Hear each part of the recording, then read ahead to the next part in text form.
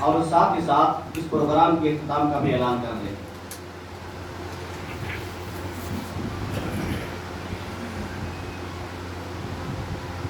السلام علیکم ورحمۃ اللہ وبرکاتہ۔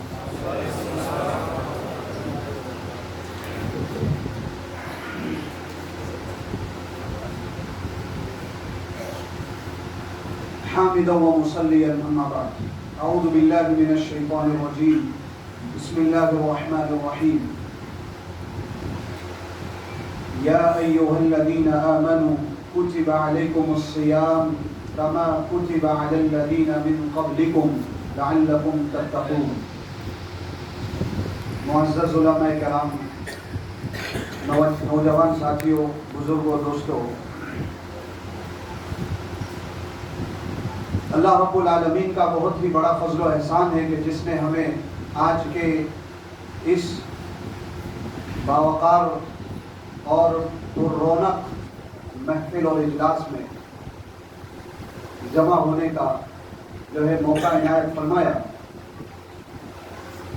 اور نہایت ہی میں شکر گزار ہوں شیخ محترم فضیلت الشیخ اشرف سلفی حفظہ اللہ و تولا کا، جنہوں نے اتنا لمبا سفر طے کرنے کے بعد یہاں ہمارے درمیان حاضری دی اور ہمیں قرآن و سنت سے کچھ نصیحت کی۔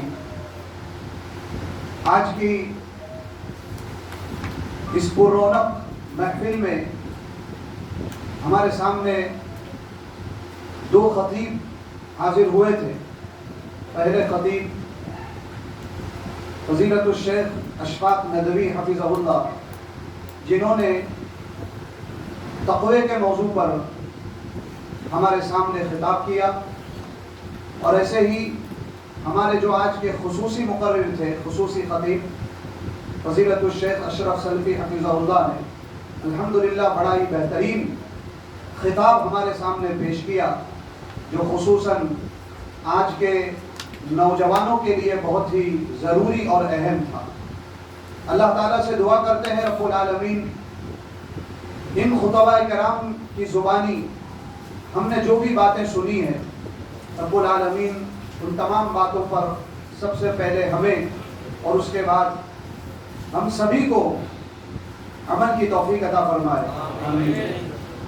جیسا کہ ہم اور آپ جانتے ہیں کہ ماہ مبارک بالکل ہی ہمارے سامنے ہے۔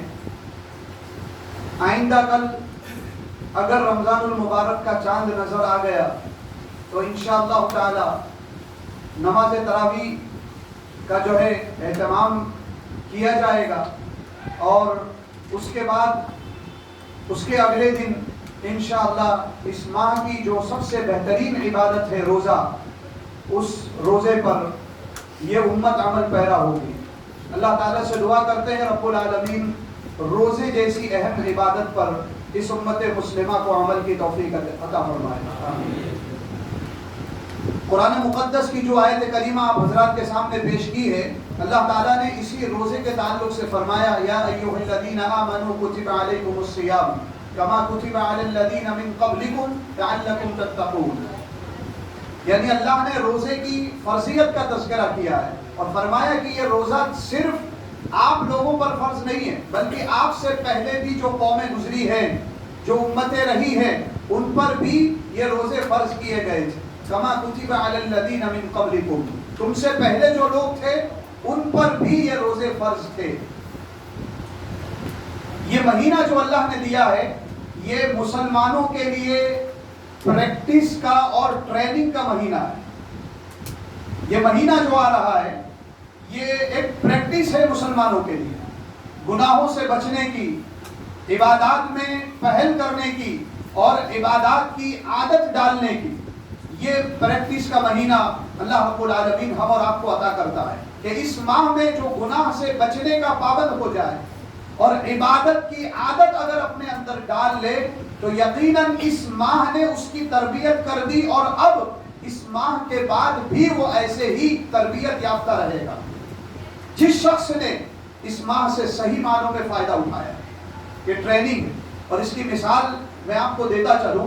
آپ نے کئی جگہوں پر کچھ ایسے لوگوں کو دیکھا ہوگا جو سڑکوں پر اپنا تماشا دکھاتے ہیں، اور ایک تماشا جو رہتا ہے رسی پر چلنے کا، رسی پر جو ہے چلا جاتا ہے. کچھ بچے ہوتے ہیں جو رسی پر چلتے ہیں، ایک طرف لکڑا باندھا جاتا ہے اور دوسری طرف بھی لکڑا ہوتا ہے، اور اس کے درمیان ایک رسی ہوا کرتی ہے. اس رسی پر جو چلنے کا کام کرتے ہیں، جو تماشا دکھاتے ہیں، کیا یہ ڈائریکٹ عوام میں آ کر کے یہ تماشا دکھاتے ہیں اپنا کھیل؟ کیا یہ عوام میں آ کر پریکٹس کرتے ہیں؟ ہرگز نہیں. یہ جو ہے تنہائی میں اور اپنے جو خاص جگہ ہوا کرتی ہے اس جگہ میں وہ ٹریننگ لیتے ہیں، وہ پریکٹس کرتے ہیں، اس کے بعد عوام میں آتے ہیں اور اپنا تماشا، اپنا کھیل دکھاتے ہیں، اپنا کرتب دکھاتے ہیں.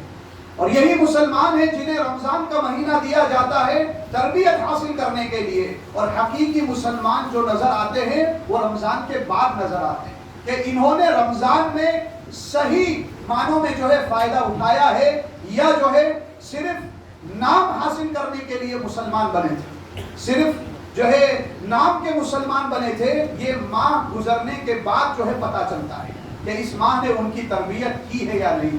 یقین جانیں اس ماہ میں جو بڑی عبادت ہے روزہ، اس روزے سے اکثر نوجوان غفلت میں پڑے رہتے ہیں، اس روزے کو بوجھ محسوس کرتے ہیں. یاد رکھیے یہ روزہ اللہ رب العالمین نے اسے اپنے لیے خاص کر دیا ہے. ویسے ساری عبادت اللہ کے لیے، رمضان چاہے نماز ہو، صدقہ و خیرات ہو، جو ہے حج ہو یا کوئی اور عبادت، یہ ساری عبادات اللہ کے لیے. لیکن اللہ کے نبی صلی اللہ علیہ وسلم ارشاد فرماتے ہیں، قال اللہ تعالی، اللہ فرماتا ہے الصوم لی وانا اجزی بہ، کہ یہ روزہ میرے لیے، میں ہی اس کی جو ہے جزا دوں گا، اس کا بدلہ میں عطا کروں گا. تو روزہ اللہ کے لیے اور اللہ ہی اس کا بدلہ عطا کرنے والا ہے. اور کتنا بدلہ ہوگا یہ انسان سوچ نہیں سکتا ہے، اپنے وہم و گمان میں نہیں لا سکتا ہے کہ روزے کا بدلہ اسے کتنا ملنا ہے. ایک مثال، ایک غریب انسان یا ایک محتاج شخص کسی امیر شخص کے پاس جائے کچھ امید لے کر کے، 2000 کی امید لے کر، 5000 کی امید لے کر کہ میں ضرورت مند ہوں، مجھے کچھ پیسہ دے دے. 2000 کی ضرورت ہے، 5000 کی ضرورت ہے. لیکن اگر وہ امیر شخص اس کی سوچ سے بھی زیادہ اس غریب شخص کو پیسہ عطا کر دے، 5 کی جگہ 10,000 دے دے، 15,000 دے دے، یقین جانے اس غریب شخص کا، اس محتاج شخص کی خوشی کا عالم کیا ہوگا کہ میری ضرورت تو صرف اتنی تھی اور امید بھی مجھے یہی تھی، لیکن مجھے 2 گنا 3 گنا یا 5 گنا جو ہے مجھے دیا گیا. اس کی خوشی کا عالم کیا ہوگا. تو انسان روزے کا بدلہ اللہ سے جو گمان کر لے، جتنا گمان کر لے، دنیا بھر یا دنیا سے بھی 10 گنا زیادہ جو ہے اللہ سے گمان کر لے، لیکن اللہ ایسا بدلہ عطا کرے گا جو اس کے وہم و گمان میں نہیں. الصوم لی وانا اجزی بہ، روزہ میرے لیے اور میں اس کا بدلہ دوں گا. لہذا انسان کو اس کی سوچ سے بھی زیادہ اللہ تعالیٰ بدلہ عطا کرنے والا. تو کیا اس بہترین عبادت سے ہم اور آپ منہ موڑ لیں گے؟ اس بہترین عبادت سے ہم اور آپ غفلت میں پڑے رہیں گے؟ ہرگز نہیں. یہ عبادت ماہ مبارک میں اللہ رب العالمین نے موقع دیا ہے کہ یہ بہترین عبادت ہے، ہم اور آپ کو اسے انجام دینا ہے. شیخ محترم نے الحمدللہ بڑے ہی بہترین انداز میں روزے کے موضوع پر خطاب فرمایا، اور جو روزہ چھوڑتے ہیں اس کی کیا وعید ہے، اس کی کیا سزا ہے، شیخ محترم نے بڑے بہترین انداز میں ہمارے سامنے بیان کیا. اللہ رب العالمین ہمیں روزہ رکھنے کی توفیق عطا فرمائے.